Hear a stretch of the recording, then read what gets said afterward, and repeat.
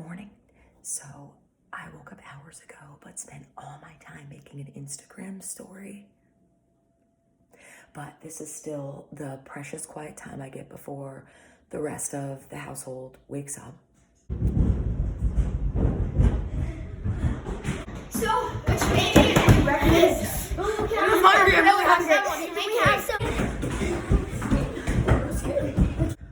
Okay, maybe we won't have complete quiet on the set, but this is a great time for me to introduce what we are making today, which is a collagen-rich bone broth from chicken. Now, I happen to be hair challenged and also suffer from hair obsession disorder, which may or may not be a real diagnosis, but I'm pretty sure for me it's a real thing. So I really like to focus on getting as much collagen into my diet naturally as opposed to from a supplement, because often those supplements aren't organic, and organic collagen is extremely expensive. So one of the best ways to do it is through a bone broth that you can create on your own with your own ingredients, and you can control everything, because I love to control everything. I roasted my chicken last night, and I'm gonna make that a completely different episode because I finally nailed the roasted chicken, you guys. I can finally say winner, winner. Chicken dinner. And I also just want to address for a minute my makeup status, which is none again, except for the remnants that didn't come off last night. And I also want to talk about my all gray attire, which is my sleeping uniform. I heard that gray actually helps you to sleep better. That's not true, but that's what I'm wearing today, and you're gonna love it because it's not about what I look like, it's about the food, you guys. Okay, and here's what we're going to use to create our very delicious collagen-rich bone broth, which used to be called chicken stock, and I'm not sure when we started changing its name, but here it is. So we're gonna start with onion of your color choice, and a couple stalks of celery, some green onion, which I typically prefer leek, but we don't have that right now, and some turmeric bulb for anti-inflammatory reasons, a bay leaf for, I don't know what your grandmother tells you to do reasons, some garlic, which is a potent antiviral, which you may not know, but you certainly know now, and some carrots with their greens on. And every time I go to Whole Foods, they will say, would you like us to compost your greens? And I say, heck no, because I've got some bone broth to make here. Now, I would love to use thyme, but I kind of killed it, and I don't know if I should it's just getting going again. So maybe we'll take a couple sprigs, but the thyme is really a game changer. And don't forget, because this is what really draws the collagen out of the bones and makes it bone broth as opposed to chicken broth maybe. And this is your apple cider vinegar with the mother, but we're gonna kill the mother, so don't worry about the mother. And of course, some water. And then the star of the show, which is, ta-da, chicken carcass. Okay, so let's get started.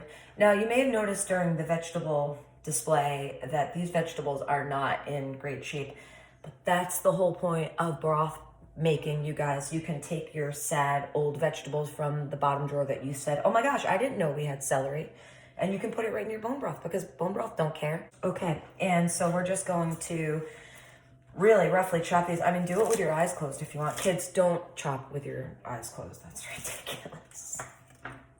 Okay, and just throw them right into the pot, like that. That's how we throw things into the pot. And maybe a little chop here. I even use these onion skins because Gordon Ramsay told me that they are very full of flavor. Even the one I dropped in the sink. And they should go right into your bone broth.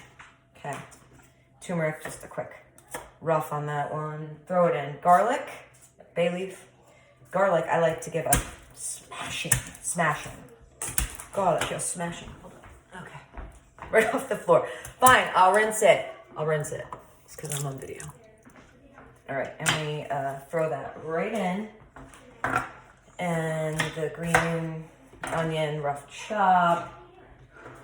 And the carrots, rough chop. Top's on Whole Foods. No composting here, that comes later. Okay, and then we just dump the vinegar right in there.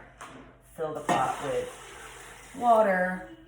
I know we're far away, but you know what filling a pot with water looks like. Just in case you don't know what pouring water into a pot looks like. I mean, how great is this? It's a pot full of color. And we're just gonna turn our setting on, oh, that's high, on pretty medium. By pretty medium, I mean exactly medium. And we're just gonna let this simmer. And now you might be having thoughts about like, why is her stock pot so disgusting? But we use it a lot, you guys. It's not disgusting. It's loved, it's used. There's a difference, you understand? And you may also be wondering about the back of my hair, but I slept on it. And that's what slept upon hair looks like, you guys. This is like a reality show. I mean, like, we're in reality here. Okay, so back to the broth stock. We're gonna just let this simmer now. We're gonna set it and forget it, at least for now. We're just gonna pretend this isn't even happening. You can salt it now, you can salt it later, you can salt it as you use it. And we'll just leave this here for, I don't know, a long time, really, 5-6 hours. And you'll see it reduce. If there is a layer of foam on the top, that's the fat from the chicken. And you can just skim that off as it forms. You can also put it outside and the fat layer will harden. And you can kind of break that off the top. And that's it. I'll be back in a few to show you, well, like many, well, because I forgot it. Remember, I forgot it. Hours to show you what this chicken stock tastes like, broth tastes like, and show you how much my hair looks after I eat this, how much better it looks. Okay, so it's been maybe half an hour and I'm still in the same outfit with the same makeup situation going on. I mean, half an hour isn't time to pull myself together, you guys. Pretty good rolling boil going on this, and we are going to now adjust things to a low simmer. And now is really the time. Just forget it. Forget it. Maybe shower to occupy the time that you're forgetting things. Okay, and so we're back, and I showered. And for those of you who maybe think I didn't, I swear I did. Okay. And I got it set up here now to empty our chicken stock from the pot into the holding receptacles, also known as glass jars. Okay, and here's an example of this setup. So I like to put down a towel because things get very messy here. And I've got this contraption, which, what do we call this? Screen on a stick. I don't know. It's wonderful though. And 3 pretty good sized jars. These are giant. You can see because I know my hand is giant. It actually probably makes this look like a tiny jar, but it's big. Okay. And then this is my setup here. I've got a colander inside a bowl that conveniently has a spout and a handle, which you'll see that comes in later. And I've got this mixing bowl that's older than dirt that I'm going to use to scoop out the contents of the chicken stock, bone broth, into said situation here. Okay, so you can see we've got a good amount of reduction in here. We started all the way up to the brim, and now we're down about 1 inch, and that is a sign of a flavorful stock. Broth. So we're going to just scoop out all the guts here. Okay, and what you're left with is this amazing, that's why they call it the liquid gold, you guys. I mean, there may be some of you who find this to be nothing more than a bowl of soup, but to me, I mean, this is like good hair in the making. Good skin, source of wellness. You'll see. When you make yours too, you'll see. Okay, and then from here, we're just going to, usually get some, oh, messy, yep, I like to call myself an expert, but when things like that happen, oh, I don't think I can quite call myself an expert, not in the pouring department anyway.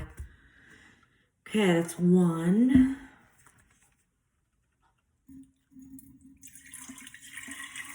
Oh, focus. This requires deep focus and concentration. 2 things that don't come easy to me. Okay.